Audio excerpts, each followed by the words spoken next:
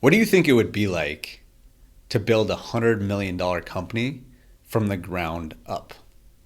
Well, in case your imagination can't quite get there, I'd like to introduce you to my good friend, Brenda Ruby Mendez, because that is exactly what she did. And on this episode of the Just Grow podcast, she shares everything on how they started in a garage all the way till they built up this massive, huge monster that couldn't be stopped if you tried. All the little details, all the little nuances, the hard work, the long days, the stress, the anxiety, everything that comes with building a company of that magnitude. So you're in for a treat. And she also shares how she's continued to move past that and really find herself and that inner peace that she's always been looking for. So she has more happiness, fulfillment, and joy in her life. So again, if you're interested in any of that, you're definitely going to want to listen to this entire episode. It's amazing. Before we jump in, as always, got to let you know about the Just Grow podcast live events. If you're not on the wait list yet, go ahead and go to justgrowpodcast.com where you can do that exactly. You can also connect with us on social media. So besides that, let's jump into this interview with Brenda Ruby Mendez. Brenda Ruby Mendez. The one and only. Here I am. So good to have you here. We've had some really good conversations. Only a few though. We have. But the few have been very deep and intense and valuable, and I always leave feeling good every time I talk to you. Me too. Exactly. So I knew I had to get you on. Mm-hmm. You have an incredible story. We were just talking off camera about it. We say that when we start talking beforehand, we're like, what do you want to talk about? We start talking about stuff, and then we're like, turns into, could have been an episode. It could have been a good episode, the behind the scenes type of episodes. Yeah. So you have a remarkable story. We'll get into it. But there's a lot of lessons in there. You've gone through a lot of healing. Mm-hmm. Yeah, all I can say is a remarkable story. So why don't you start sharing a little bit of the story on how you started building up this company? Yeah, so I will get into how I got into entrepreneurship. I won't take you that back, but I'll give you a little context on what made me a really good entrepreneurship without knowing that I was meant for this. And I feel like sometimes I wish I could just be kind of normal and average, because this journey is very, very stressful and painful, but very rewarding. So I'm a daughter of an immigrant. I was born in Mexico, came here, and what I really know well is work ethic and figuring things out and not being okay with not knowing the answer. And I think those are one of the strongest suits for an entrepreneur. Just having that really strong vision for the future and why you're doing it. So I had a really strong why. My really strong why. Yeah. I feel like my biggest calling here is to break generational curses and create generational wealth and become an example to those that don't see it possible for themselves. And that is what keeps me going. I love that. So good. Yeah, every lesson is like, I need to learn this lesson so I can avoid the pain for somebody else going through this. And so it's like, if I'm the one, that's why I've done so many first things in my family. First to graduate ASU in 3 years, first to go into this huge corporate America world where I didn't know what I was doing and I was scared. First to go into entrepreneurship. And so I'll go back to my entrepreneurship journey, which started off with, I would say, my biggest mentor. And I went through an apprentice. And my current partner that we built this $100 million company with, I felt like we both had this survival mechanism. We met in high school, and we worked our way through college, same classes, and we were the best partners for each other, and I think it was meant to build a company together for the rest of the people, for our friends and family back in Maryville, in West Phoenix, which that's another story for my humble beginnings, and building this company. So how did it start? If that's the journey we're going into entrepreneurship, how did it start? We worked very closely together in college, and he has always been an entrepreneur. And I'm a really good supporter. I am the best supporter for the crazy entrepreneurs with the big vision. And I say, give me the roadmap and I'll help you build it. You go through the walls, you don't know how to do it. The entrepreneurs that get stuck in the tedious day-to-day, I love that. I love the details. I love to get down. I love to roll up my sleeves. And I say, I want to be the best supporters for those entrepreneurs. I'm just really good in teams. And so we built the company Snow from his idea from the marketing agency we were creating. We worked together in his marketing agency, and we were always, it was like a mad scientist that I was in this environment of creating companies and helping entrepreneurs and small businesses here in Arizona. And that's what really intrigued me. It's helping the entrepreneur, it's helping them create a message for their customers to get more leads and sales. And so my creativity came from loving marketing. And so we had this crazy idea of, it was always the right timing. I think when you're building a company, you have to have the right timing, the right product, the right messaging. I mean, I love branding. It's all about that. And so we created this e-commerce brand from scratch, from an idea. It has never been done before, and there's competitors out there before us, but why did we succeed? There's a lot of formulas to that. I said the right timing, influencer marketing wasn't even there. Right. Instagram was barely starting up. And so what my involvement with that was creating the product and the packaging and the experience and delivering this amazing product to the customer and giving them that emotional evocation through the packaging. And why did it work? So what I was doing that I didn't know was, we're not selling a teeth whitening product, we're selling confidence. We're selling, what are we indirectly selling, and why is it so big? What is the snowball effect that just took on? The really hard lessons at the beginning was figuring out everything. I was doing customer service, I was doing packaging. Wow. I was a glorified packaging person, just putting everything together, but I took the time and the details to every single order at the beginning, write a handwritten note and say, thank you so much for your purchase. So those are the little moments looking back into it of all that time, blood, sweat, and tears putting into a company that's not worth $100 million. And so think about me sending the first email from a Gmail and doing customer service, and then growing a team and getting my sisters and my mom to help me for Black Friday, taking all the bags to USPS. Like, my hands were rough. I was like, I feel like I work in construction, just doing this day in and day out, working 14, 16 hours days. Wow. And then eventually growing a team. And so this 20-something-year-old girl growing a team and being a manager and hiring and going into a warehouse and being scared to sign that lease because you didn't know if you were going to survive the next day. And now you have families to feed, and it was scary. Wow. The responsibility starts stacking up.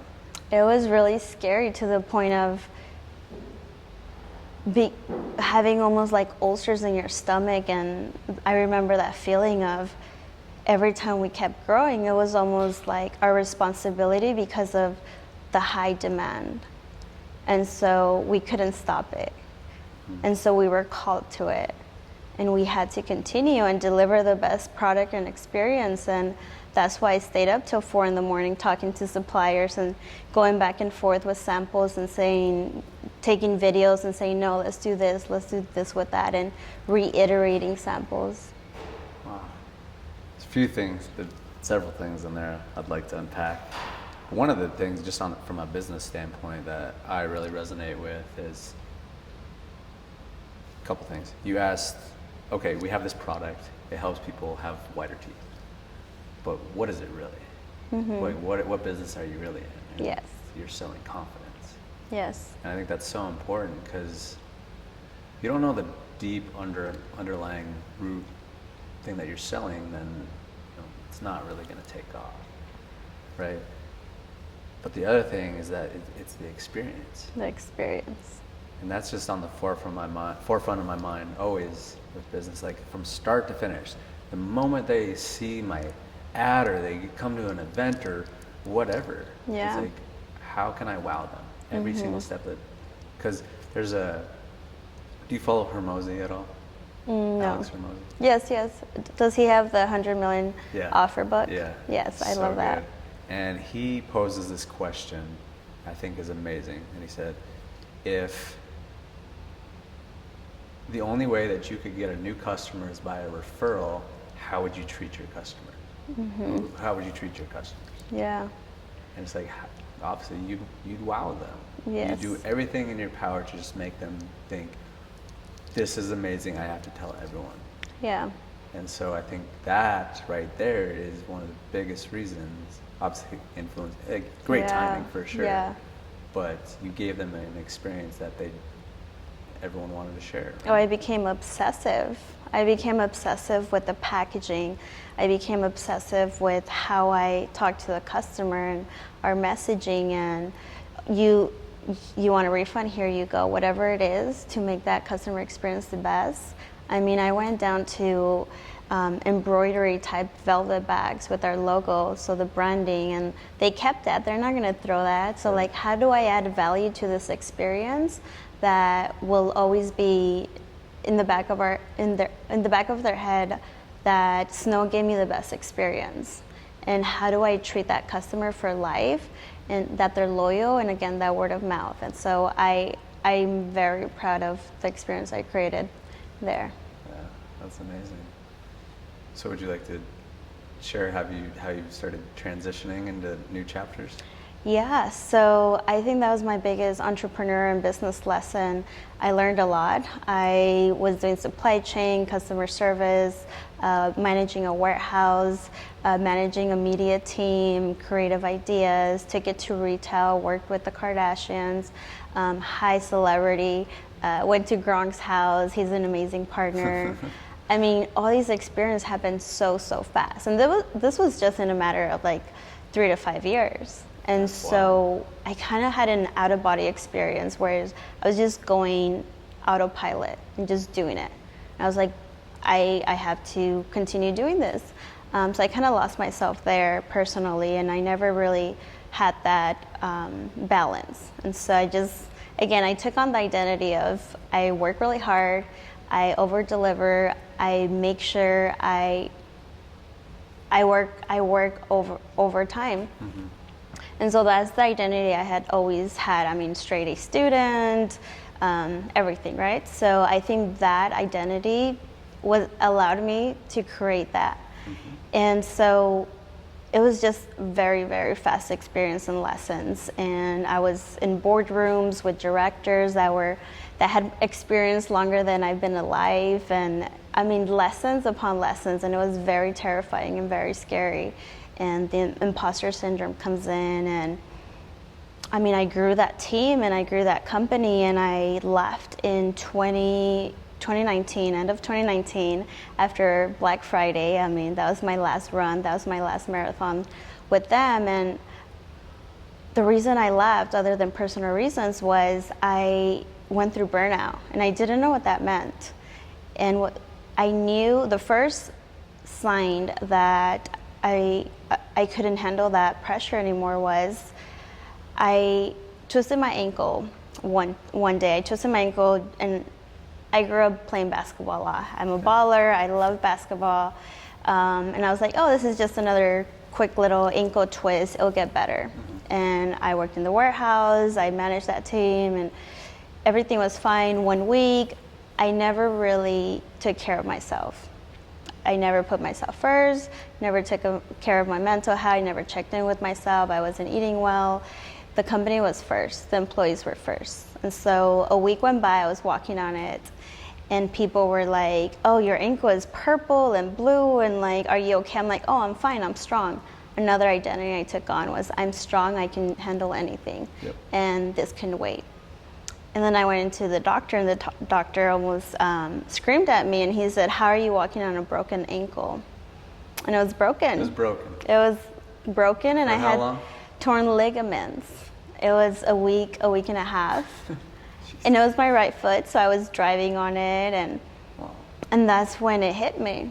That was the first physical lesson that showed me that you need to take care of yourself. And I think that was the universe saying, if you don't listen to your body, if you don't listen to me, I'm gonna make sure you stop. I'm gonna make sure you rest. Yep. And I felt so ashamed, and I was just like, how? Well, at the beginning I was like, okay, what do we have to do? Let's go. There's no reason. I can't afford to rest because people are depending on me. And then I took a moment and I said, wow, like I need to take care of myself, and what does that look like? And everybody was upset, and they're like, Brenda, we have to take care of you. You have to take care of yourself. And it was such an inconvenience, and it allowed me to quarantine with myself for 3 months. And that's where one of my darkest moments were, where I sat with myself. I couldn't go anywhere. I was humbled by having to ask for help, because I never asked for help, because I can handle everything, and I need to be the strong one for everybody else. And I was on the couch, and I mean, I broke the rules. I mean, I was on my scooter, and everything took extra long, and the patience that I had to learn, and I would cry, and I would be alone, and it was a really hard lesson. So that's when I had to take a step back, and I decided to step down from the company, and it was very, very hard. And then after that, COVID hit, and I was like, oh, perfect timing. Yes, let's just sit on the couch and continue this very low moment. And I think that was the universe telling me, you have to reevaluate who you are, where you're at, and where do you want to be. And that it was the beginning of my spiritual journey. Yeah. Oh man, so much there. Yeah. I totally relate to the universe kind of just giving you what you need. Yeah. I mean, that was the same exact thing that happened to me when I tore my pectoral tendon, just random freak accident in the gym. Wow. Always a physical, right? It Listen just to your knocks you body. down. Listen to your body. It's your subconscious mind. Yeah. I had a question. If you can really put yourself back when you were in snow and you were just in it, always working, always 14, 16-hour days, working with your customers, working with the team, and if you can really put yourself back there, answer this question. Did you enjoy it? I loved it. Yeah. It was an adrenaline for me, and I felt like I was in flow.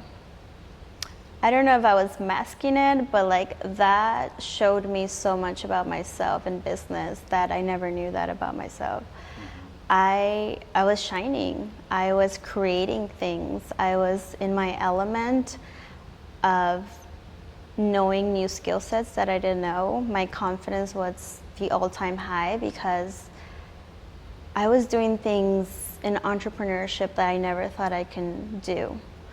And I was in the right environment. I had the right skill sets about myself, the figuring it out, and that was like a challenge. Like I don't know how I'm gonna repackage this this product for it to go into retail in 3 weeks. Literally, like these deadlines were crazy. I'm sure. And it was like a big puzzle to me, and this huge problem that I just loved to solve. And it was scary, and it was the biggest growth for me in such a short amount of time that gave me the confidence, like, wow, you can do that. Like, you did that. And I was so proud of everything I did, and it was such a great experience for me. So I felt like I was in my flow, and I unlocked some skill sets that I didn't know about myself. Yeah, you did. For yeah, sure. without knowing. Well, here's the interesting part is, a lot of people talk about, I want confidence, right? and they're like, oh, say affirmations and visualize, and don't get me wrong, like those things can help, but at the same note, the brain is always looking for evidence. The mind is always looking for evidence. And when you just do the damn thing and figure things out and constantly prove to yourself that you can figure things out, that's confidence on a whole nother level. Yeah. What would you,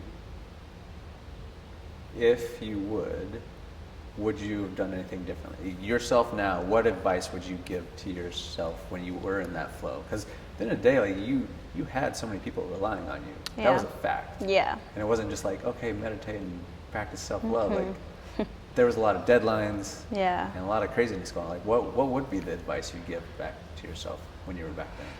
Well, I have a lot of advice, both personally and in business, but some that just comes to mind is knowing the biggest thing, and what I tell entrepreneurs too, is understand your exit strategy and understand the lifestyle you want to build around your business.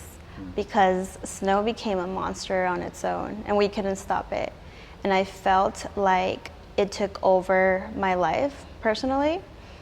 And it was just like, it was this baby, very needy baby at the beginning, and I invested so much, and it became this amazing, it's almost like having a child that becomes a star, and that star and that celebrity, they lose themselves. And so I felt like Snow was its own monster, and I didn't know how to build the life and lifestyle that I wanted around it. Instead, I built my life around it, and it killed me. It took me to burnout. It took me to the deepest of very low moments. So I always tell entrepreneurs, like, make sure you understand if you want to work remote, if you want to see your family, like, these are the things that you're going to sacrifice building a company, and how big do you want it, and understand there's some things that have to give and the sacrifices you have to make. And if you want to build $100 million company, this is what it takes. Or maybe it's just 10 million and you get to still have fun with your family and take Sundays off. And I remember I would never take a weekend off, and the first time felt weird to take a weekend off. Sure. And I was like, what does that mean and what does that feel? Another lesson is, when you have a company, the first thing we do right away is hire friends and family. That relationship will change. I hired friends and family, and it was really hard. So that's a big lesson on its own. I think there's unspoken rules about that. And just having that conversation with them, friends and family, and understand what is it that you want, what are the assumptions there. And then another lesson would be, and this is a hard one, and I think this is my biggest business lesson, was make sure there's contracts in place from the beginning. You never know when you're building a company if it's gonna bankrupt or if it's gonna make millions of dollars. And so that was my biggest and first lesson, and I'm so happy I learned it, because now I do things differently. But that will cost you emotionally, relationships, and financially. Wow. There's a lot that goes into that. Yeah. Wow. Okay, so after all of this, as you mentioned, you fell upon some dark times where you really had to look at yourself and take an audit of what was really going on internally. Yeah. Walk us through that. What was that like? Yeah, so when I left, my identity changed. I had to grieve identities that I was carrying for so long. And there was a lot. And I felt like I didn't know myself, and I didn't know who I was. And I felt like I had to start from ground zero. And I had left a 8-year relationship ended, so that was one identity on its own. I left the company and my career that I thought was my baby, and I grew and I got so attached to it. Again, attachments. That was no longer my identity and myself, and I never had the awareness. I never had the introspection and the conversations with myself. So I was at a loss. I was a lost soul, and I had to start from ground zero in so many ways. And when I left, I had no plan. I had no plan B, and me being who I was, I always have a plan. I knew what I was going to be doing in 30 years. I was very structured. This is exactly how it's going to go. And that was a very humbling moment. To lose everything, to start from scratch, to leave such a high moment. I mean, I was in the best zip code. I was living in the best zip code at one time. I was driving a Bentley. I was running a team. I had everything figured out. And the universe humbled me to my core. And I think that was the beginning of my introduction to the ego and the entitlement and what I thought I deserved and all of these things. And so I was couch surfing at my sister's house. I didn't have a car, and I said, you know what? Let me just start from scratch. And I wanted to escape. And I booked this 6-month trip to South America. We all do that. Eat, pray, love story, right? It happens so easily.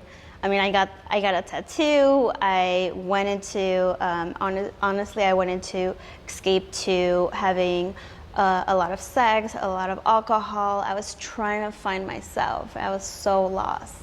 And I didn't ask for help. And I was doing this by myself. And that was another thing, pride. I had so much pride, and I said, I can figure this out. I was fighting with my head, and I said, I'm smart, right? I'll figure it out. I always figure things out. And I was in a very dark place, just finding myself. So I wanted to escape, and COVID happened. I was like, I guess it's not meant to be. And so my biggest humbling moment was sometimes what you plan for isn't what you need. And so the beginning of my spiritual journey was going inward and saying, why did this happen? And you feel so entitled of like, why did this happen to me?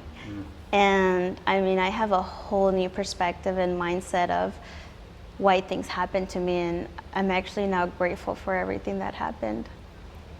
I love that. So I didn't have a plan, and I literally took a year off, and I was just, every day it was like, all right, I guess I was depressed, or a very low moment where I didn't want to get out of the bed, and I was just like, I don't know what happened to me. And I mean, I was going pretty crazy, and then I started doing the readings and the self-talk and the mindset, and I went deep dive into understanding like, why did this happen to me? And got closer to God, and learned so much about myself, and learned so much about these experiences that they were for me. They were just a preparation for my next chapter, a preparation for something bigger that I signed up for. Yeah, exactly. Have you ever heard the quote, if you want God to laugh, tell him your plans? Yeah, yes, yeah. So now I don't have any plans. Yeah. So now it's just, now you're just flowing and just letting life come to you? So a whole year was all about exploring. And I got so many opportunities. I mean, as soon as people knew that I had left and I was a free agent, and I gave so much free advice. And that was coming from my heart.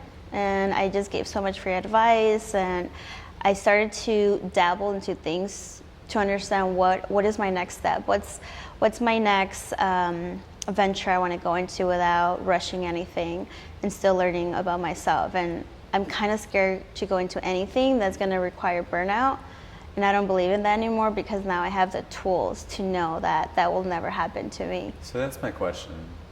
Burnout. Mm-hmm. How do you avoid it? You put yourself first. You have the tools to make sure that you don't fall into that. And so now everything I do is, I have non-negotiables. My health comes first, my body, my spirit, whatever I consume. Like, I need to be in the best mental, emotional, and physical state to be able to show up 100% for everybody else. Yeah. It's non-negotiable. It's me. Like, I need to be doing this and giving myself the energy. And I mean, I've done so many different things, so I have a lot of very strong non-negotiables now to make sure I avoid that and balancing the personal and mental health aspect. What are some of your top ones? Like, is there certain practices throughout your day? I mean, I meditate, and that was hard. And what does that even mean? What I call meditation, it's giving your brain a break. It's getting out of your head, and that's my biggest challenge. I'm an overthinker. I stay in my head a lot. So my head and heart and gut are always fighting each other.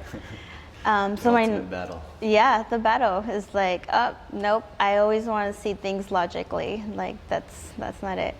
So some of my practices, just everything I consume, it's of its most positive, and who I surround myself with, and what I listen, and who I follow on social media, and I protect my energy like a monster. Like, this is me, what I'm consuming, and I want to make sure that I check in with myself and how I feel and what do I need today.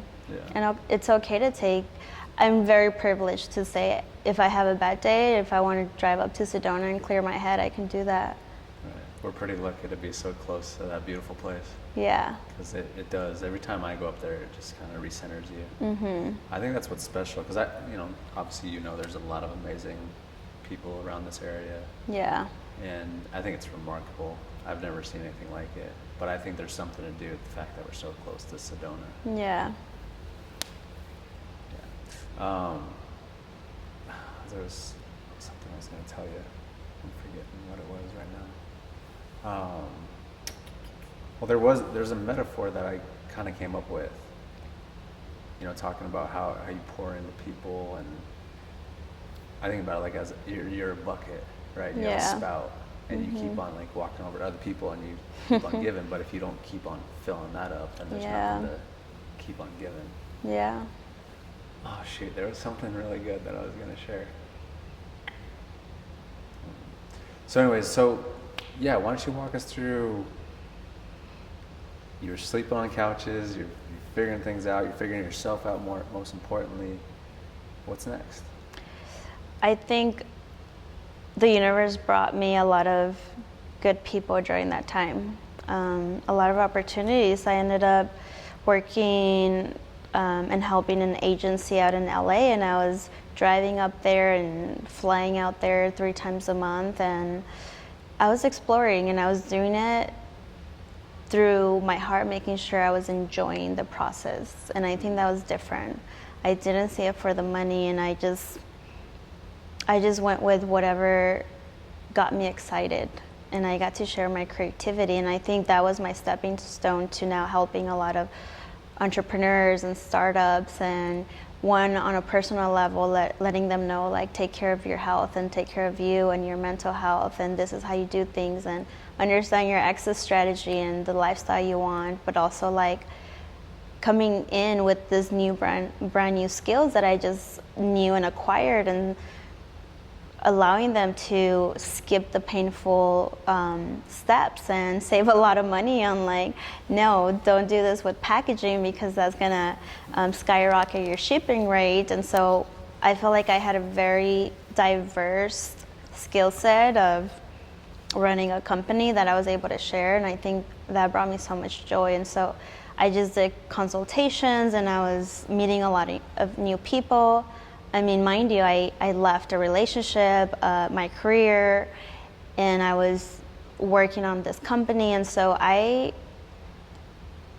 when I left that, I didn't have any friends. I was like, how do you network? How do you talk to people?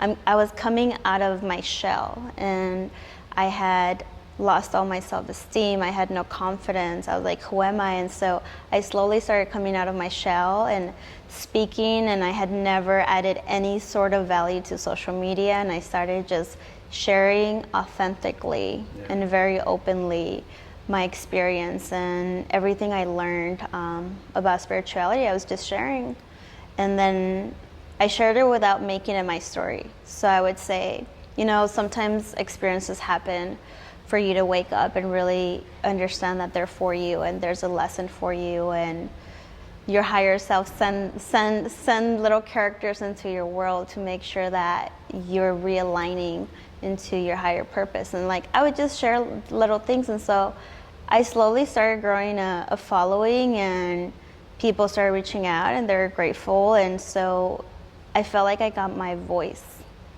and I didn't know that, and I didn't know I can speak, and I didn't know how vulnerable I can be, and I didn't know how authentically I can be. And so I started slowly just networking, meeting people, acquiring new friendships, and that added to me. And I felt that that was medicine to my heart through my healing process. Yeah, because I mean, you were creating. I think there's something really to be said about creation. Because I feel like I've had an interesting relationship with social media. Yeah. I had an Instagram growth agency and was helping clients and whatnot, and then really started growing mine and talking about identity. I think that really started becoming part of my identity. Yeah. And I felt like I almost had this negative view on social media where it was just like this platform to show off and whatnot, and it certainly can be that. Yeah. But I think if you're using it correctly and you're giving value and you're just basically I was having a conversation with a friend about this recently. Is like, instead of always propping up and going and doing photo shoots or whatever, and again, none of this is inherently bad whatsoever, and certainly can do this, but it's like if you just document your journey, what's going on in your head, and just like getting things out and just creating. Yeah. Like it's a cool place to be when you're in a creation mode, where you're not just consuming. And so many people are just constantly consuming. I think that's a whole nother conversation in itself, but I can really see how that would be so therapeutic for you coming out of that phase of just like giving and creating, coming from your heart, like you said. Yeah, it was beautiful, and that platform could be very beneficial in a lot of ways, and that's my goal, to use it as a platform to deliver my message to the masses. And that message, I want it to be healing, I want it to be inspirational, educational, and if I can, my words hopefully be a vibration of impact. Well, it's your words for sure, but it's also your energy. The energy is huge. Pick it up. Someone sent me a message today, said something about my energy, and it's, it's something you work on. Yeah. And it's something I've definitely been working hard on lately. And that's your brand, right? Like, if you can say what's your brand, it's your energy. It speaks for itself. That's all it ever is. Everything's energy. That's still like hard for me to understand. Like, how is this? This isn't physical matter. This is energy. Yeah. But like when I started learning about the science behind it, and actually instead of like the woo-woos, because that's I feel like we have somewhat similar stories where I used to kind of be like, oh, just all hustle, go, go, go. All that spiritual crap is a bunch of woo-woo. Yeah. But like people like Dispenza, who explains the science behind it, now I'm like, oh, it's kind of hard to not believe in this stuff. Yeah. If you really understand it. You want a quantum leap with me? Let's go. Yeah, it's funny to know, again, like, coming from very, analytical background and just always education and really smart and science, and then like now I'm very woo-woo, and now I'm like, it's a disclaimer now, it's like, I'm sorry, like some of my jargon might be misled, but I enjoy it, I embrace it, because we create our own reality. We can, quote unquote, quantum leap into other timelines that we create and bridge that gap and have your future be here. Now. Yeah. Because it is. That's what it is. We always talk about this, that it's done, it's easy, time hasn't caught up yet. Yeah. This already happened. Yeah, it's already happened, everything. And I think one other thing I was just going to chime in about is what you said, is you were doing it authentically. And I think there's so much to be said about that. Because there are a lot of people that are on social media that are just like saying stuff to say stuff. It's not truly coming from their heart. Yeah. And that's when people really connect with you, is that when you are being authentic, you are sharing your insecurities, your doubts. Yes. Because everyone has them. And that's what I started to realize more and more all the time, is everybody has Everybody has them.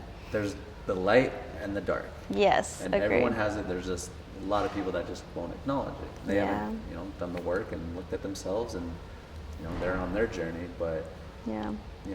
when you are that person that does just open up and share, people resonate with that because if nothing else, it plants the seeds. Yeah. It's People are nice. listening. People are watching. Yeah, and even to that person that reached out to me today, she's been following me for years. Wow. And Yeah. I've never really talked to her, maybe a little bit here and there, but she just like, You're changing lives that you didn't know. yeah, you never know who's watching. Because it's like, yeah, you see this amount of likes, Yeah. whatever, or people watching your stories, or I would say more so likes, but you don't know how many, like who actually Yeah. saw that, Yeah. how many impressions. I think that's Yeah. a metric to really take notice of, is impressions. Yes, impressions. And influencers is, if you can just influence one person, that's enough. It's so cheesy, but it's true. And again, those people that reach out, like, you made a change and impact in their lives, and that's changing their whole trajectory just because of what you said and what you shared from your art. Yeah, I mean, it's like you said, it sounds kind of cheesy, cliche, but I always come back to cliches. They're cliches for a reason. Yeah. They stand the test of time. Yeah. And so, yeah, if you want to change the world, be the change you want to see in the world. Yes. Because I used to think, and I've talked about this a lot, is that I thought, oh, you got to have hundreds of thousands of followers to actually make an impact in the world. That's not the case. Like a conversation right here Yeah. might impact you. It might impact me, and then Yeah. I go on and share it with this person, and this person, and this person, and then Yeah. they share it, and they share it, and they share it. The Like, ripple that's where- effect. yeah, it's a ripple, exactly. So it's like it's true when you are the change you want to see in the world, it really can have a massive impact. Yeah. And it all starts within, it all starts with you. All the answers are inside. I'm curious, where did you start with your whole spiritual journey? Who were you following? Who were you paying attention to? Who really spoke to you? I think the very first couple of books, I'm an avid reader, and at the very beginning of my journey, where I was still figuring myself out, and the last year at Snow, I was very secluded, I was very alone, I was very in my thoughts, and I think that was the beginning and the planting the seeds. And I followed a lot of because I knew all of the hustle, and like that's all I knew, and I gravitated towards that. My first type of person that I would follow was Andy Frisella, because I needed that fire within me, and that's all I knew. But then again, like that's not really who I was, and I wanted a softer heart rather than stand in my masculinity. He's which hardcore. He's hardcore, and I love that, but that was me and my masculinity, and that's what drove me to build Snow. So I would listen to him and all these people every single day, during my drive, during after work, on my lunch break. It was very religiously, and I read books because I needed an answer. My mind needed an answer of why I was going through this, and so I slowly gravitated to more spirituality, and that was the Four Agreements and the New Earth, and all these books, and Oprah, and just like understanding more of like yourself. And I was like, wow, I consumed that so much that I was like, now I'm starting to get it. I'm starting to piece the puzzles. So a lot of reading, a lot of podcasts, a lot of being curious and going down the rabbit hole, a lot of questioning. And so that's where my awareness started to come out, and my introspection and curiosity of like, why is this happening, and like piecing everything and slowly healing my heart of what I was going through. And I wanted to explore. I wanted to explore. I wanted to lose control. I wanted to lose the attachment. I did a deep dive on healing my father wound that I didn't know I had. I had those daddy issues, I'm not gonna lie, and I attracted, when I became single for the first year, I told you I went on this rampage of just understanding what dating was like, and I was just so scared, and I was trying everything. I was escaping, and I was just like not honoring myself, my body, my choices, and I went down this rabbit hole. And so I started to understand relationships. I started to understand, why am I attracting these men? And I believe you attract the people that you need a mirror, and you attract people that will bring out and surface things that you need to heal. And so I always go back to me, because I want to take ownership, because I want to change it. And I was attracting these men that just disrespected me. I was like, I know my worth, but literally I didn't. So I healed my father wound, which was the unworthiness, the abandonment issues, the self-sabotaging, the unworthiness. And I slowly started to understand why I did that, and why I attracted narcissists. And it was a familiar feeling that I was trying to heal, and that was such a big thing. I reached out to my dad after almost like 10 years of not talking, and rebuild that relationship, and I'm so happy I did. And again, I'm healing generational curses, and it's a lot of work, but it's the responsibility I chose to take on this lifetime. That's big. Congratulations to you. And yeah, it was hard. Those calls and those conversations that you don't want to have. You don't want I to had do some it. conversations with him that I never thought I would ever have, and it was very hurtful. But I opened up a healing moment to my family and my sisters. I mean, we're 4 sisters, one brother, and we grew up in a single household with a mother that overworked, and we didn't have that relationship. And this is why all these issues, but we were healing, and we brought that up. And my dad's amazing now, and I understand why he did certain things, and it all stems from our childhood traumas. Right. And yeah, it's interesting to hear people's perspective too, because you think about these things with your parents or whatever, and you're like, oh, they did this, this, and this, but when you start understanding them a little bit more, then you're like, oh, You have compassion, so much compassion for them, and we all have this little young child in our hearts that needs the healing, the hugs, the I love yous, the forgiveness. And I think that has been a beautiful journey too, like healing my younger self. It's essential. Yeah. I'm gonna start wrapping up here, but I did want to just ask you quickly, because we have talked about this before. Yes. What has psychedelics played the role in all this? You know, that was another, in my exploratory phase, I did ayahuasca. It's probably the first time I say publicly. But I saw it as a form of another tool in my little toolbox of my spirituality journey and my self-healing. And Brenda would have never even done that, I don't know, 3 years ago. Like, I'm scared. I love control. I love attachment. I love, again, my analytical brain. But I'm also very open-minded to try new things. And I needed an answer, and I needed solutions to heal me, to understand myself. And it was a trip, man, literally. I did it 2 nights in a row, and then I took another thing on the 3rd night, and the environment is sacred. The people you do it with is sacred. So I always do it very intentionally, safe environment with people, and this was my own journey.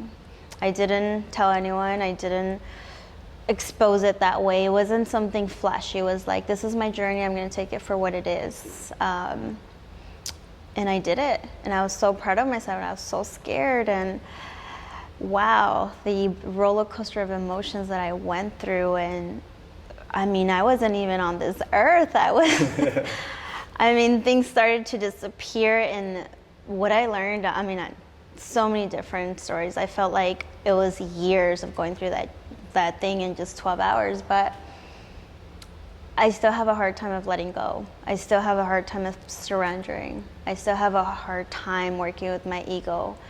And that was a big lesson. And during psychedelics, the biggest thing is just letting go and trusting the process. Exactly. I think we all have challenges with letting go. That's been one of my biggest things. It's always lately it's been one of my biggest intentions every day is just let go of the future and the past. Yeah. The Yeah. attachments to that. Yeah. It's easy to get caught up in that, but just the awareness and acknowledgement of that, that's where it all starts, is the awareness. And I think psychedelics bring the awareness, like a big old mirror saying, hey, yeah, and it check hurts. yourself out. Yeah, and it hurts, but it was very healing, and I'm open to them, and I rather try natural things that way rather than anything else, and I'm happy for that experience. And again, what I love about myself is being open-minded, trying it. Maybe it's the only time I tried it, like that was great, thank you. But I always think it always comes to us, and I think we always have the tools, and you can do everything and access that part of your brain naturally if you allow yourself to, and if you have grace and compassion for yourself. I feel you can do anything sober. I mean, they're just enhancers, they're just tools to help you. Get you there quicker. Yeah, push you down. Like, you have no choice. You're going down this hole. It's like, all right, Have fun. no seatbelt, let's do it. Enjoy the ride. Keep your arms in. Yeah. Cool. So a couple last questions. I feel like I was going to say 3. What would be your advice to anybody that kind of feels that maybe a situation that you were in, where you were just go, hustle, where they're just kind of lost, confused, not knowing where to go, not clear on direction, how to feel better? What's your one piece of advice? You know, I haven't even hit 30, and so I feel like I just done so much, where I grew up financially disadvantaged, then I made millions of dollars, then I grew companies, then I lost it all, then I rebuilt. And so through all that, my advice would be obviously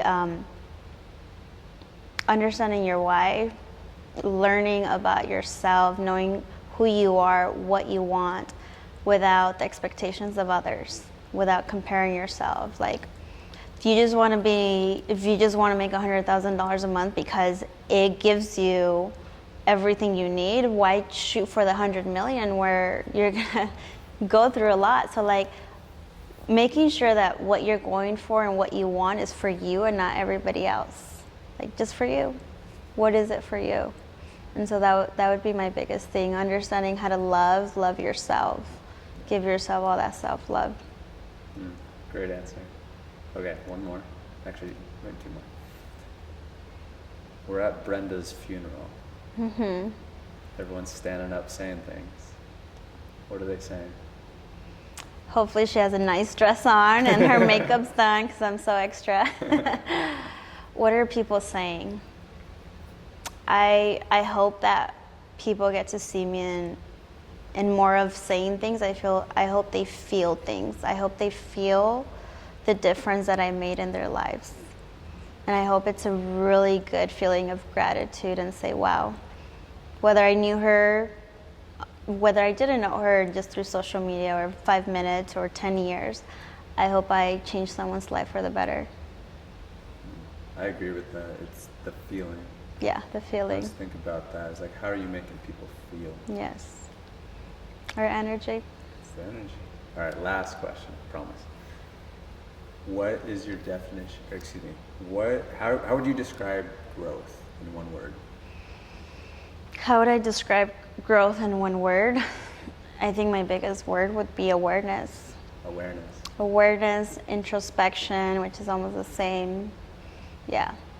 I love that. Awareness. Yeah, because we talked about it before. It's just like, until you, I even made a post about it yesterday, I think it was. It was like, because when I played baseball, I would think I would be swinging like this, and it seemed perfect. Yeah. But then I would film it, and I look back, and I'm like, that's how it looks? Yeah. That's why I'm not hitting it. And it's just like, sometimes we think we know, this is how we're attacking life, this is what we're doing, but the more awareness that you can get, it's just like, oh. Yeah. And opens your eyes a little bit. And if you're willing to go through that and have the awareness and look at your faults. Yes. And just be like, okay, well, that was kind of hard to see and hear and feel, but I know that I can take that and move forward. Yeah. So it's And not having that curiosity to even go that deep, the curiosity in everything, but that's what built the awareness. very nice. Great answer. Well, thank you so much, Brenda. Where can people find you? Yeah. What kind of people would you like to talk to? They can find me in the fifth dimension. Let's go. Here I go again. They can find me very active on social media. Instagram, it's my platform, Ruby Ecom. That's where I'm at. I'm always on my stories. Follow me. I talk about relationships, vulnerability, very authentic, business lessons, branding. So, Cool. yeah. Well, yeah, we'll put all the links and everything in the show notes. But thank you so much for being here. This was an honor and just really great to connect with you even more. And Thank yeah, you. Thank you continue for on your this journey. platform. Thank you for allowing people like us to share our story. Of course, it's important. Yeah, Yeah. All right. Well, thank you very much. and that's a wrap. Alrighty. Thank you so much for listening to that episode of the Just Grow podcast. So appreciate you just listening all the way through that. Obviously, you can hear that it was such an incredible story about how Brenda really helped build this company up, and it was just phenomenal. So on top of that is just her spiritual path and how she's been able to really connect to herself and just become much more fulfilled and be at peace with herself so much more. So it's an incredible story. Leave us a review on iTunes if you got value out of this and want to share your feedback. And besides that, make sure and get to the next Just Grow Podcast live event. The next one's coming up soon. So if you're not on the Just Grow Podcast live event wait list, make sure and go to justgrowpodcast.com or hit us up on the Just Grow Podcast. We'll have all the show notes down below. But thank you for listening to this episode, and we'll talk to you on the next one.